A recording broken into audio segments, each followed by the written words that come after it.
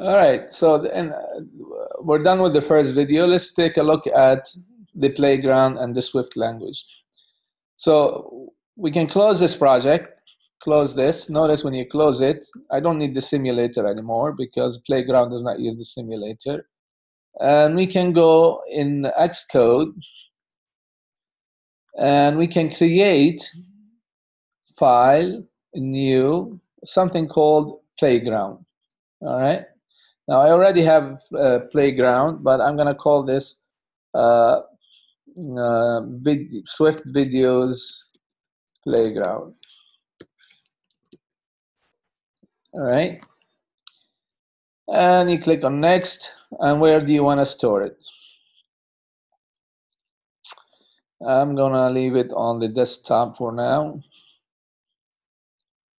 And we'll go back, we'll move it later on if we need to. All right. What is a playground? A playground is a new feature with Xcode. It didn't exist before. It allows you to test and learn code without having to create it without having to put it into your app. So for example, I can learn all the basic structures of the Swift language just by doing it here. And this is what our aim. Today, in this video, I'm going to teach you how to define variables, how we use if statement, or how to define variables, how we assign values to variables, and then how we use the if statement, okay, using Swift language. All right, as you already see, because I'm using a playground I'm using playground for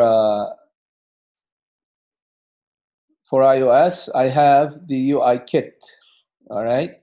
If it was Coca, it will import Coca, I think, or something else. But right now, we're using the iOS playground. Okay, so I use import UI kit. Okay, UI kit is a library that for the user interface. Okay.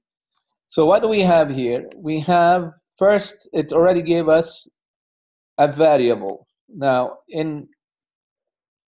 I would say that variable definition here in Swift is very similar to JavaScript, okay? In a sense that you don't have to specify what type of variable you're defining. So you start with the word variable, like it says, and you can give it a name, for example, name, and then you can say the value of the name. Now this is a lot different than Objective-C. In Objective-C, it was different. In Objective-C, you'll have to say NS string, and then you give it the name of the variable, and then when you assign it, you'll have to assign it like this. You put an at percent. So it was a lot more cumbersome, and so this is a lot easier than Objective-C. All right, so that is a name. Okay, so here I'm gonna give it a value. Okay, Ali. All right. Now, one thing to be careful with. I don't know why, but Swift does not like if you don't. Sometimes if you don't put spaces between these, it gives you an error. I don't know why, but it does that. Okay. So what's happening here? I defined a variable called name, and this name has a value already in it, initialized to a value called Ali. Now, here it shows you the output. If things are okay in your playground, that means there are no errors, the output will appear here. Otherwise, your changes do not take effect and it's not shown here. All right, so I have this. Now, if I wanted to change it, I can say name equal Omar, for example.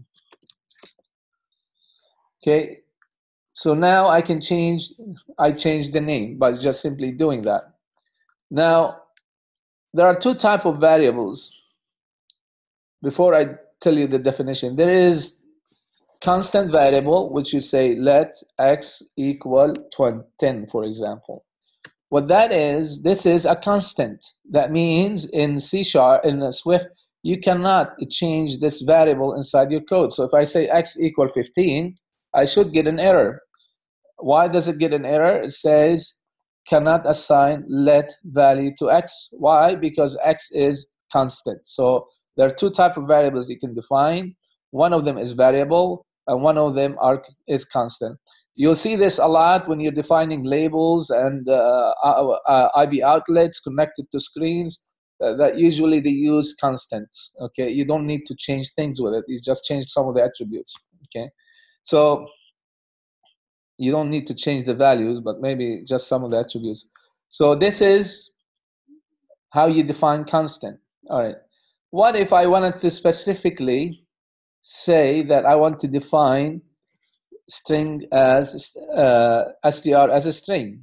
Okay, so you can say that. You can just say var str and the type of it is string. This is how you specify the type. You put colon and the type.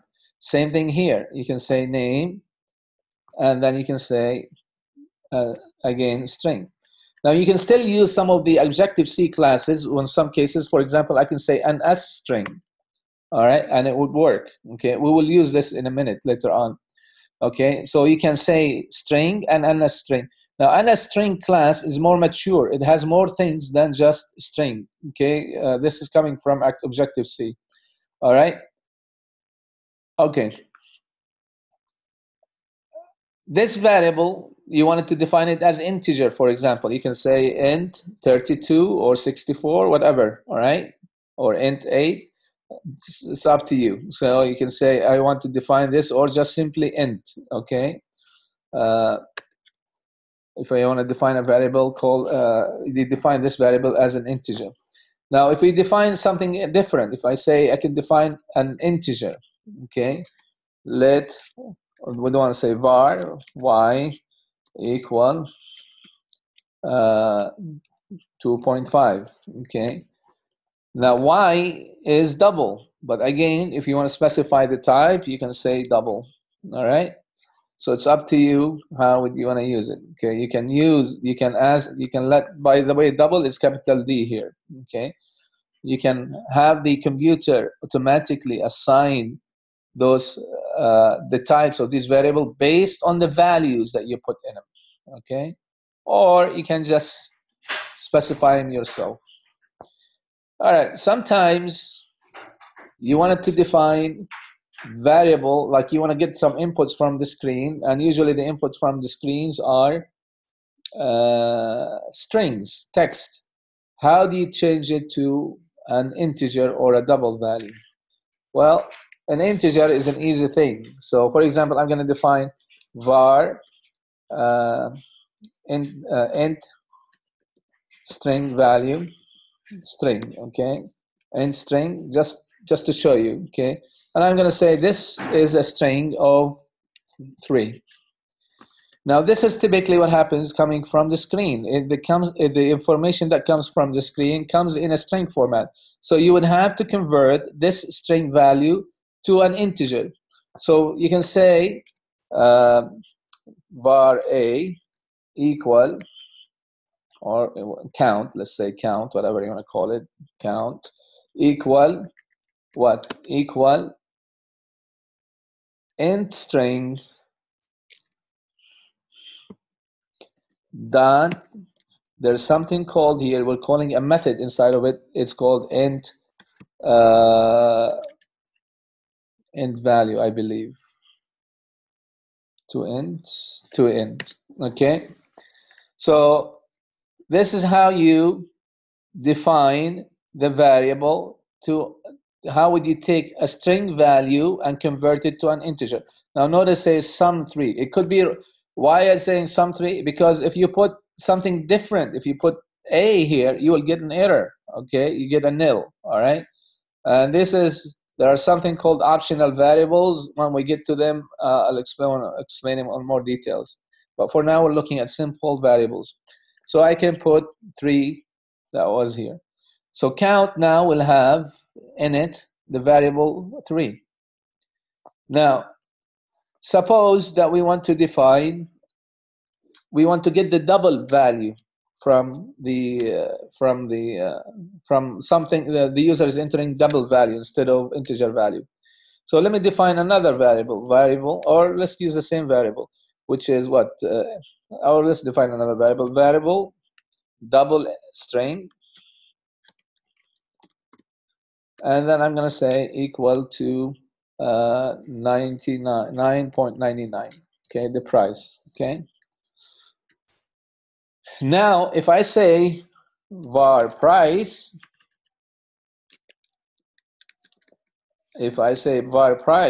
and I say equal to, notice if I say double string to double value, there is no to double value. You see that?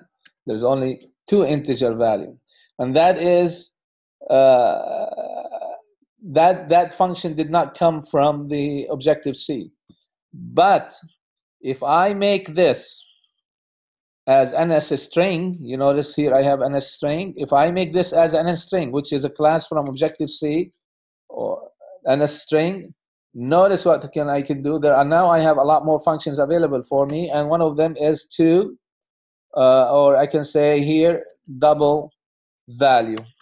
All right, and that will be okay. You see that? So if you define it as NS string, it exposes a new all the methods that you used to have in the NS string class, and one of them is the double value. All right. So that is how we define variables in Objective-C. All right. You can, of course, define a lot more variables, but all those are the basic ones. Of course, you have Booleans. Yeah, you can define Boolean variables. So if I say, so to make it complete, variable flag, if we say equal to true, now this variable will becomes, this is a Boolean. Or if you want to make it Boolean, you can just say bool. Boolean would be okay. All right.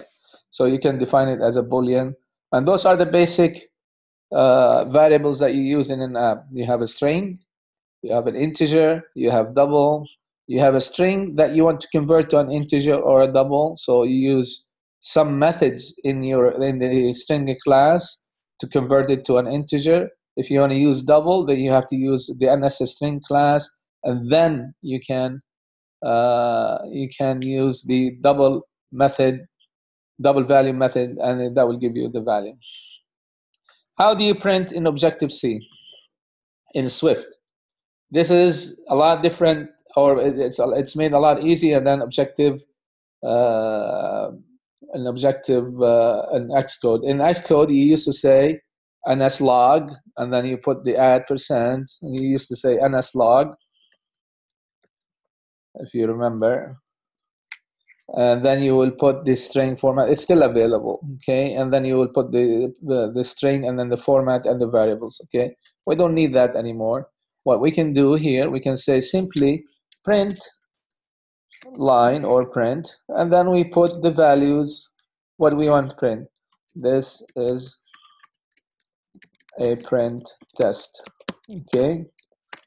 So that's the basic print, okay? This will appear where? This will appear in the console. Now you can print using print line again. You can put formatted text here, not just simple print line.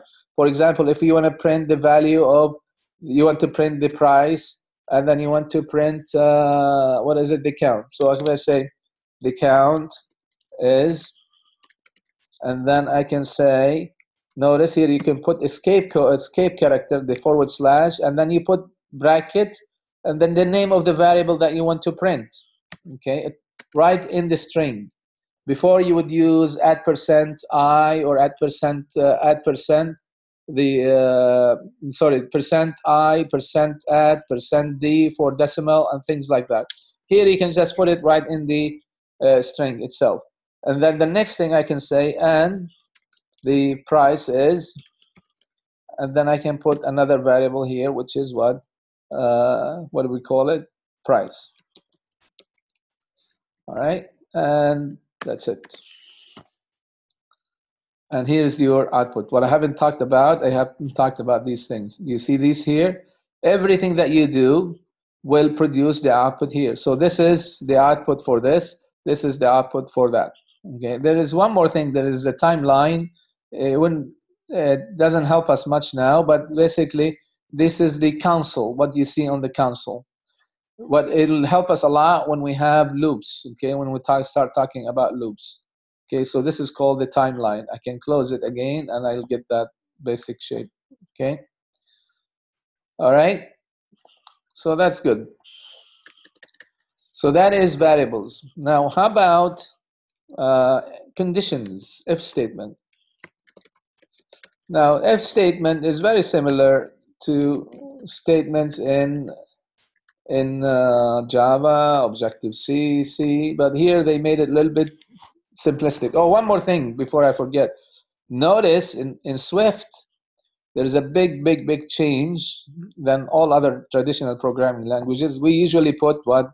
Semicolon after each statement, right? That indicates this is the end of that statement. Now, in Objective-C, you don't have to do that, okay? You don't need the semicolon anymore, all right? If you are used to it and you want to put it, you can put it, but the semicolons are not needed anymore in the Swift language. Objective-C, it asks for it. Java asks for it. C# asks for it. JavaScript asks for it, but here we don't need it, okay? C asks for it. So this Swift is, this language does not need the semicolon at the end of each statement. All right, so what is the basic if statement? The basic if statement, you have a condition. We already have some variables here. We have, let's say, I already defined x, so I'm going to say x equal 20 for now. You can say if x equal to 20, you do something. Okay, what do you want to do? Print line x is equal to 20. Okay, that's all. Now I don't know why I'm getting an error here. Oh, because x is, notice what is x? X is a let. That means it's a constant. You cannot change it. Okay, so we need to define another one. All right, we have a while, or we can make x as a var, so we can change it. Okay, so because x is equal to 20, you'll see the output. This is the basic if condition. So the if statement here, in the past, we used to have bracket. In C, it's a must. You have to have, or Objective-C, you have to have a bracket around the condition. Here, those brackets are optionals. Okay, you don't need that.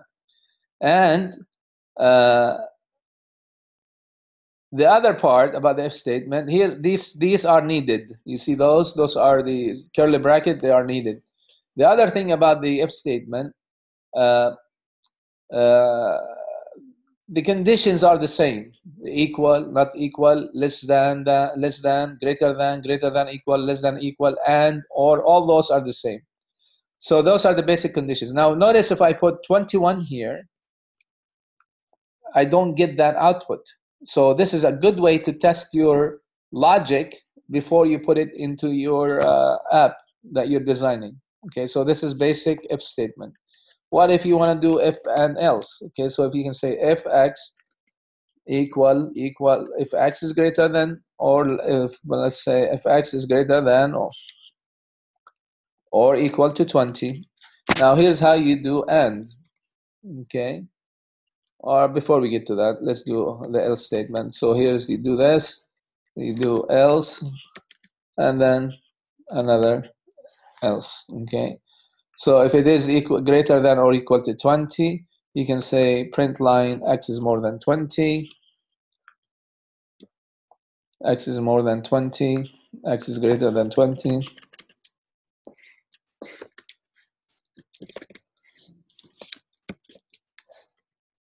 Okay, and this is in the else, sorry, that should be in the if. Okay, so we put it in here, and then else, we say, we already have else, we print x is less than, is not greater than 20. Okay, x is not greater than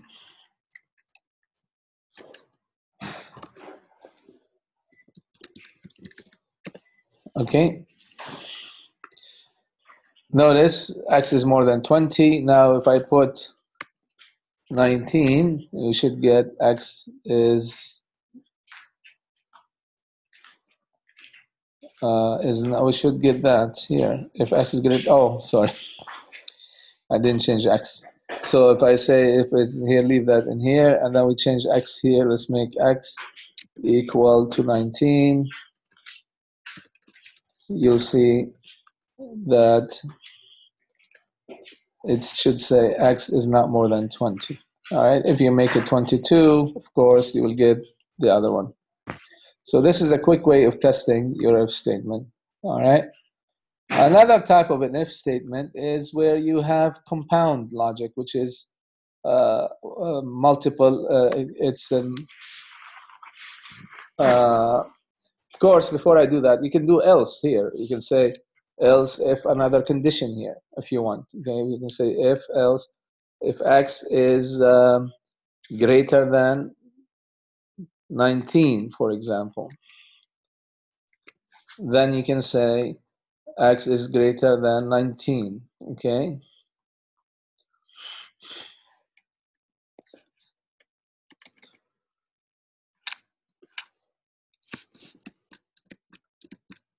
X is more than 19. All right.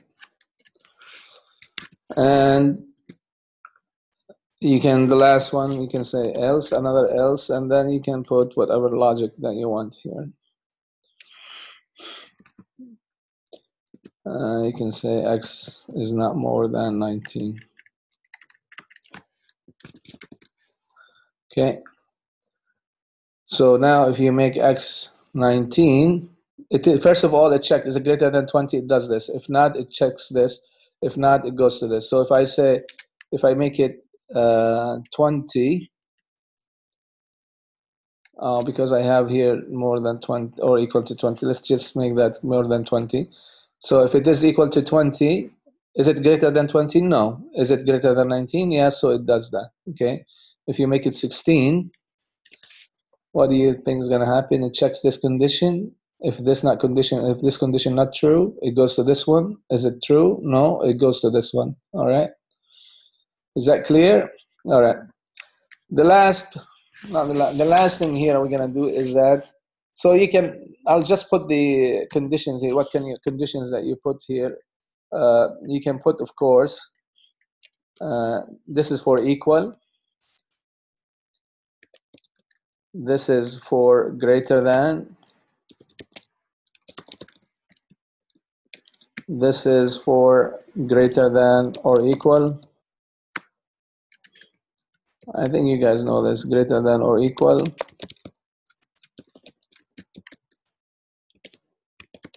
And what else do we have? We have not equal, not equal. And then we have less than. And then we have less than or equal.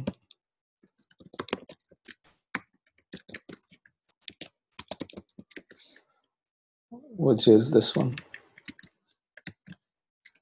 All right, those are usually the logical operators that you usually use. Okay, of course there's bitmap operators, where I'm not going to cover those in here. Okay, I think those are the basic ones. If you want it, you can learn more about the other ones. Okay, this is, you can, maybe I should put these on top so they relate to this. Okay, I'll put them in here. Okay. All right. Now, how about some and or? Okay. So the and, same thing as in Visual, in C#, in Java. So this is and this is what? This is and. This is or. And this is not. All right. What are these? Those are like if you're combining conditions together. Okay, and it means both has to be equal. All conditions has to be equal, or it means one of them has to be equal, and not is the inverse of that result. So if I say if x is greater than,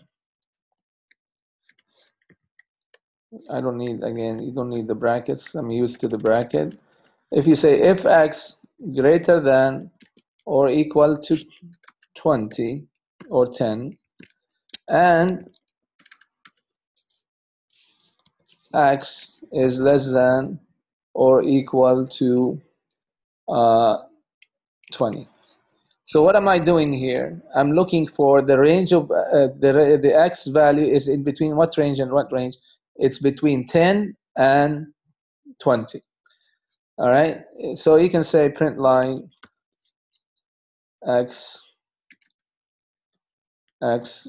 is between 10 and 20. Okay. All right. Do we have an error here? What the error? See, it doesn't like those. You have to put the spaces here. Do you see that? When we put the condition, it didn't like that. Okay, so you have to put the space. To be on the safe side, just put spaces after every. Just separate your elements by space. All right. So this is the end. Now, if you want to do the other way, if we take the same example, the or is what is in between. It's either one is true. So is this case is true? Yes, it is true, because what is the value of x? Is value of x is 16. If I make x, let me take this, copy this command, copy, and then let's just put it here. If I make x equal to 9, you will not get anything here. Okay, you will not get that element. But if you make it 11, you will get that. You will get that output. All right. If you want to check for how does the OR work, if I'm going to copy this like that, command copy, and then I do this, what do we do here? We say or, of course, this in this case it doesn't work. Okay, or it has to be like if x is less than or equal to 10, and or x is greater than or equal to 20. That means we're looking at the boundaries of x. Okay, I mean x is less than 10. It's not between 10 and 20. Okay, let's make it, if it's less than 10 and greater than 20, that means any value outside those two values. That means it's less than it has to be 9 and below, or 20 and above. So for example, x is equal to what? So that's why I didn't get that. So I say x is, here the output should say, what should say, x is either less than 10 or greater than 20. Okay. If we say x equal any value, if we say 6, I will get that output. X is either less than 10 and greater than 20. If I make it 25, I will get that output. Okay. But if I make it any value between those two, if I make it 11 or 12 or 15, whatever, I will not get anything. All right, I think that's it for today. Though in this one, what we covered, I covered the basics of variables. Okay, we did not cover optional variables yet. We will talk about those later on. We talked about strings, integers, doubles, how to convert strings into numbers, integer, how to convert them into double. In this case, we have to use the NSString class. You can always cast a string to NSString, and then you can actually get the value.